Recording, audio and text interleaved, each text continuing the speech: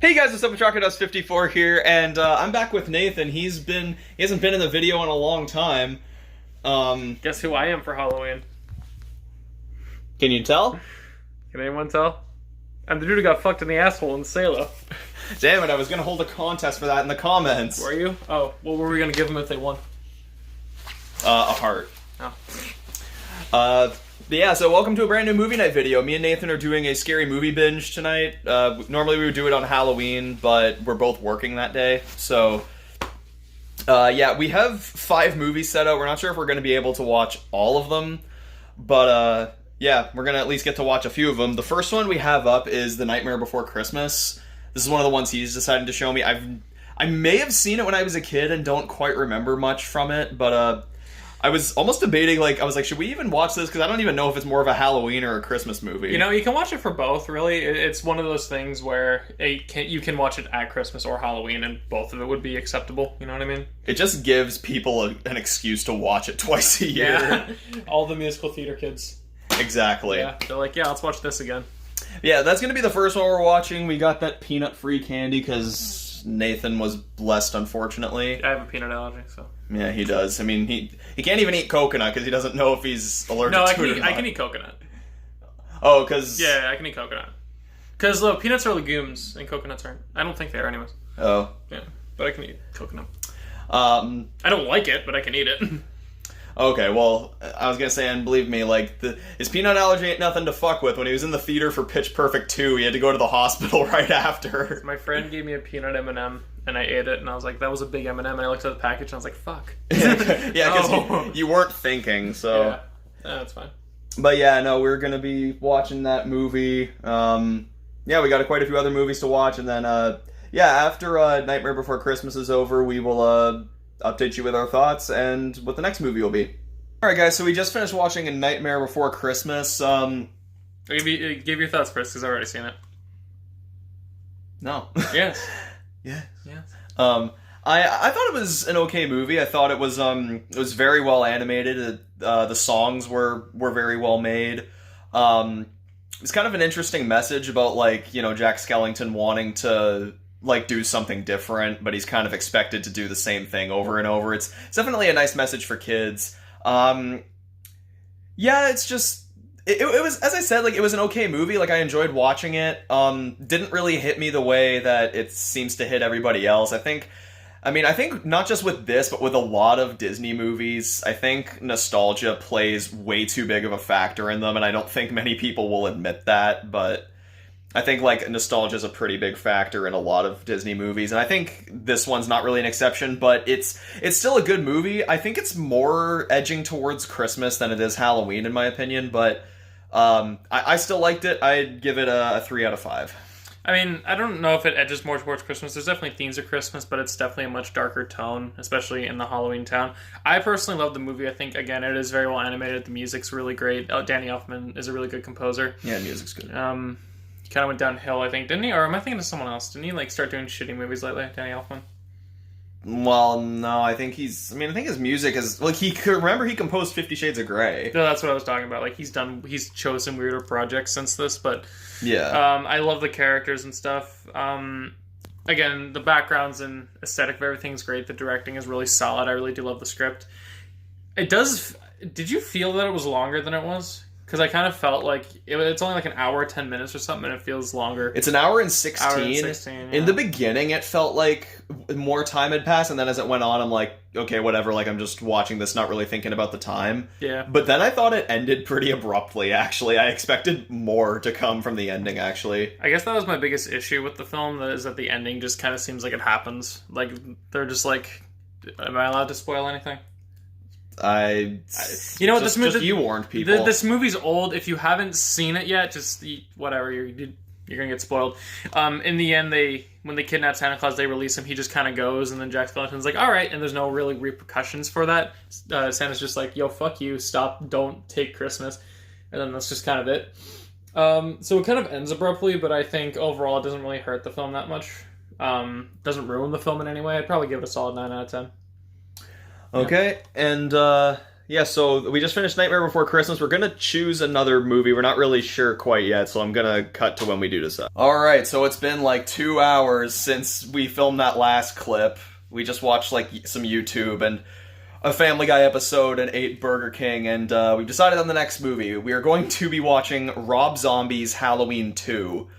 Yeah, in my opinion, it's the worst Halloween movie. Nathan has not seen it, and he says he wants to, so I'm like... Well, I mean, I want to see Rob Zombie's film, because I've seen 2 of his movies, House of a Thousand Corpses and his first Halloween, and I didn't like either of them. I don't really... It's not his fault, I don't think. I just don't like his style of filmmaking and the type of films he prefers to make, so may as well just get this one watched. Because I know I'm not going to like it, but whatever. May as well watch it. Like, the 2 that he's seen are actually the only 2 that I've seen that I actually quite enjoy. I didn't like The Devil's Rejects, and I didn't like 3 from Hell, and obviously I said I didn't like Halloween 2. Maybe my thoughts on it might change, I don't know, but, yeah, so Nathan hasn't seen it, and he said he wanted to, so I'm like, okay, I'll watch it with you. I haven't seen it in a while anyway. I can't wait to see what it... Because everyone's telling me it's terrible. Christian, like, went on a rant on Letterboxd about this movie. What does the white horse mean? What is the white horse? Does he just show a white horse? Is that it? Nathan, what does the white horse mean? It means shut up and play the movie. Not until you tell me what the white horse means. The white horse is Rob Zombie's way of saying he's trying to do symbolism, but he doesn't know what symbolism is because he probably dropped out of high school. What does the white horse mean? Okay, but yeah, so we're going to be watching Rob Zombie's Halloween 2 next. Yeah, we'll see you guys after it's over. 3 hours later. Alright guys, so we finished Rob Zombie's Halloween 2 a few hours ago. Again. Yeah, we stopped and played Cards Against Humanity with Alex. Yeah, we finished Halloween 2. I actually kind of liked it on a rewatch. I thought that... I mean, I still hate that they made the doctor an annoying asshole and that they made Laurie Strode a walking mental case, but... I mean... I did enjoy watching it this time. Like, I thought the kills were really good. Like, the gore was great. The direction of, like, the story was pretty good, and I found it really entertaining. I would say probably, like, a 3 out of 5. Nathan, your thoughts? You want my rant? Halloween 2 is one of the stupidest fucking movies I've ever seen. Rob Zombie's Halloween 2. It makes no sense. The editing is fucking awful. It'll give you a seizure if you're epileptic. The editing will give you a seizure if you're epileptic. The symbolism makes no sense because Rob Zombie literally explains what it means in the beginning of the movie and then just shows it like, oh, remember the text in the beginning? Do that.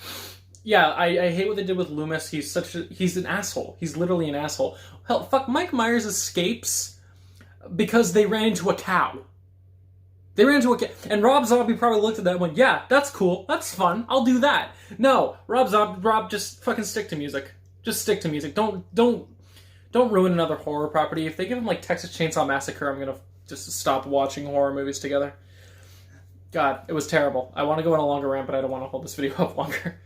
I was gonna say, as I was watching it this time, I was like, I'm kind of surprised he hasn't done a Texas Chainsaw movie. I mean, it makes more sense than Halloween. Because, like, I feel like Texas Chainsaw would fit his style better than Halloween, because Halloween's not supposed to be like this movie like he did. You know what I mean? Like, yeah. Alright, but now the next film we were watching, do you have the Blu-ray? Yeah. I got Cheeto dust on this one. But we were going to be watching Jeepers Creepers, the first one. Yeah. This is one of my favorite horror films of all time. I really, really like it a lot. I think the direction in it is absolutely, like, it's great. The direction in this is great. There's actually some pretty scary scenes in this. But the director great? The director has some questionable things in his past that aren't... Like, the director did some bad things in the past, but I always separate the art from the artist. And I find that's what you gotta do, right? Yeah, and Jeepers Creepers as a movie is really, really good. And he's never seen it, and he said he's looking forward to it. Yeah, I mean, conceptually, and just from the artwork on the Scream Factory, it really does interest me, so I'm looking forward to checking this one out. Hoping to like it, really am. Yeah, I'm hoping I'll like it just as much. Seeing it again, I think I will. And, yeah, so I'm going to watch Jeepers Creepers, and then we'll let you guys know what we thought after. Alright guys, so we just... I don't know why I'm saying just, because this is filmed a couple hours after we finish it, because we're lazy. But we finished watching Jeepers Creepers. As I said, it's been one of my favorite horror movies. I think it's very, very well made. the design of the creeper is pretty creepy, and like the crazy shit they do with it is very enjoyable to watch. And Nathan, describe your thoughts on it. I want to go to bed. See ya. Oh, I'm just kidding. Okay, so I thought Jeepers Creepers as a movie was really well made for what it is, for the type of movie it was trying to be. I thought it was great. One thing I will say is I do think the build-up is much better than the payoff we got. It definitely took a bit more of a cluttered route and definitely leaned towards more of an action-y kind of thing, where I rather would have preferred just the creepers stalking these two characters and like chasing them around the town instead of like everyone getting involved, because that, to me, that kind of took away from the suspense that the first half of the film built up quite well. But with that said, I think the dynamic between the brother and the sister is really great. I really do like the design of the creeper, and the guy who plays him does a really creepy job at doing it. And the makeup is a big part of that for sure, but his performance adds a lot. I know the director definitely is a horrible human being, but again, you got to separate the art from the artist, and the cinematography and directing here is quite good. Specifically, the opening scene. I'm not going to spoil it, but there's a scene. The opening scene is like a really well-made scene. Yeah, in the church, when you first see the church and the creeper, it's very well directed. There's great elements of suspense in the movie as well. I just wish the payoff was a bit better, and that's kind of what kills it a little bit for me. But overall, I'd give it like a solid 8 out of 10, and I definitely would see it again. Yeah, I still stand by my same grade of 4 out of 5.